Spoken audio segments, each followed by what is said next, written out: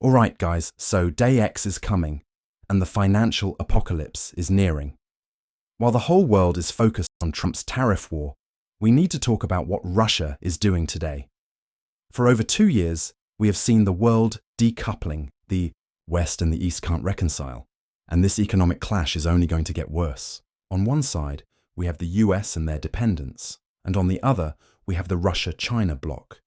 Putin is now starting to take over what Western companies are left in Russia. He's doing asset decoupling, taking valuable companies and integrating them into his economy. A Dutch bank has finally been allowed to exit Russia. Putin has allowed the EU bank to leave, but they have to sell their Russian business to a local company in Moscow. No one knows how much the Russian investor paid for ING's business, but one can assume he probably got a pretty good deal. The Kremlin definitely had a hand in this, and it confirms the threat Putin gave a year ago. If you take our frozen reserves, we will take your companies stuck in Russia. We will either seize them or make them sell their assets at very favorable prices to Russian businesses. As a result of the sale to Russia, ING Bank is going to book a €700 million loss. It's a big hit to their profits, almost $1 billion worth. But there are still other Western banks and lenders in the country. Let's not forget about that. We have Austria's Raiffeisen Bank. Russia recently seized $2 billion of their assets, so they are getting squeezed dry. Italy's UniCredit could be next in line. There are tens of billions, at the minimum, that Russia can reach in and take. Christmas for Putin isn't over. The retaliation is far from over. Now, an obvious move Trump could make is to put forward the Russian assets as a bargaining chip now as part of the negotiations. $300 billion, by all measures, is a huge sum of money to any country, but it seems Trump is now taking a hard line with Russia. If we look deeper into what Trump has pledged, it's quite obvious he's operating from a script. Like there's some established foreign policy agenda that even he can't escape. Now, Trump wants to make a deal with Vladimir Putin, and if it doesn't happen, the US is going to sanction Russia again. He will slap tariffs on Russian exports going into the United States. But this part is extra scary. And various other participating countries, which means Trump might target Russia's trading partners. Obviously, India and China come to mind. They buy a ton of Russian oil. And if you're Russia and you see what's happening, you have to prepare for the worst in the case of your frozen assets. The smart move is to assume every single dollar is gone. Russia's $300 billion of frozen assets is more or less going to disappear. There's a snowball's chance in hell that it will be returned, and it's likely not going to happen. The rhetoric from the West, especially the EU, is crystal clear.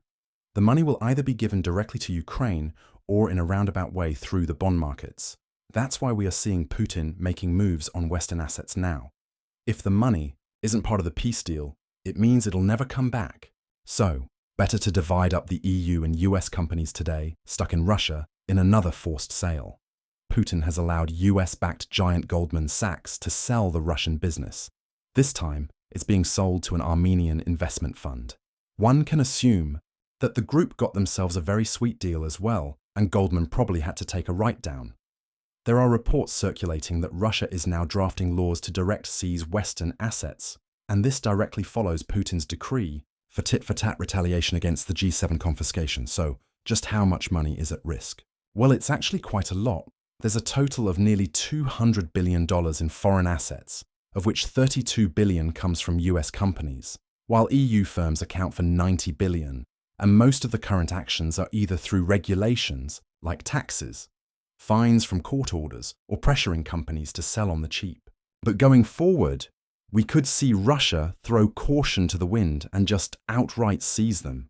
Obviously, this is going to scare Western companies away from Russia for a very long time. We are talking about years, even after a peace settlement comes. The level of distrust is just too deep. In the next few years, despite Donald Trump, we'll see Russia move closer to China. Now, the sanctions have shown Putin that cutting trade with the West did not collapse their economy. In fact, Russia's GDP growth is going to exceed the EU, which tells us how badly things are backfiring. Russia's tax revenues are back to pre-war levels. well above 11 trillion rubles, despite the oil price caps and curbs. Revenues from oil and gas are rising and staying constant. The ruble falling also isn't a big problem. It actually increases revenue because oil markets in the world are priced in dollars. Thanks to Trump's tariff war with Canada, oil prices are going to rise. Remember, he imposed a 10% additional tariff on Canadian crude imports, so indirectly, Russian revenues are going to soar even higher. And if we put ourselves in Putin's shoes, you'll suddenly realize who has the advantage here. There's no need to proactively restore trade with the West.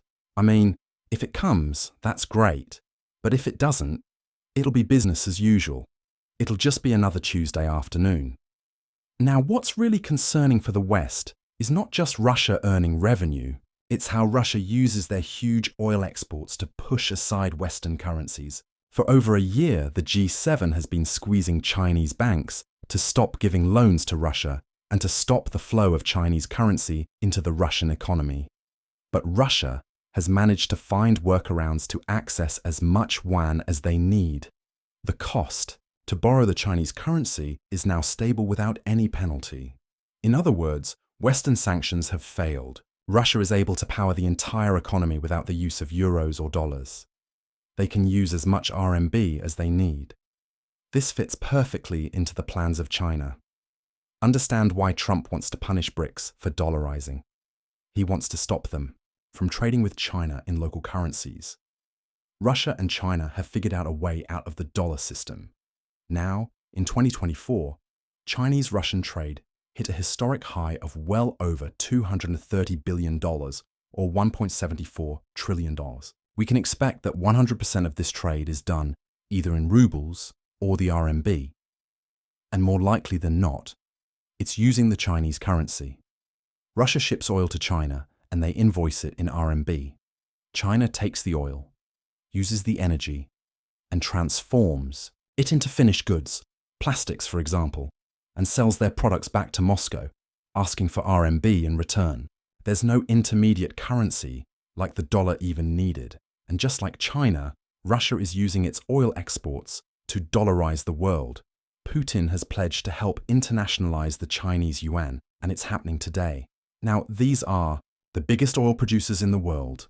The US is first, Russia is second, and Saudi Arabia is third. However, this chart is a little misleading in terms of who really has the power in the export markets, and that's what matters. Saudi Arabia is the biggest exporter, followed by Russia. When Russia sells oil to Japan, for example, they can demand Chinese RMB as payment.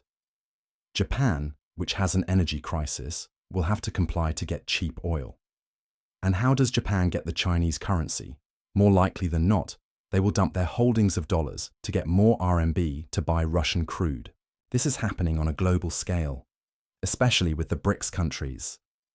Now, this chart should keep Trump up at night. It shows how Russia is helping to dollarize the world. And it is working. The black line shows Russian exports to China. Beijing will definitely settle most of them, if not all, import payments using the yuan. If we subtract this amount from Russia's total exports in yuan, we can see something rather interesting. Putin is getting other countries to use China's currency. To buy Russian goods, it's around $4 billion monthly. That sounds small, but this amount will only continue to grow. This, of course, is a big problem for the United States. They need the world to stay in the dollar system to transact in it and to buy treasury bonds. Why? Because the government just can't stop spending money. Let the reality sink in. By 2054, the US deficit will hit 8% of GDP, and this projection was done before Trump's trade war. Thanks to that, Trump will have to borrow even more money than ever before. Imposing tariffs won't be enough to reshore industries. He needs to give a ton of tax breaks and stimulus to entice companies to build in America, and that ironically is only going to push the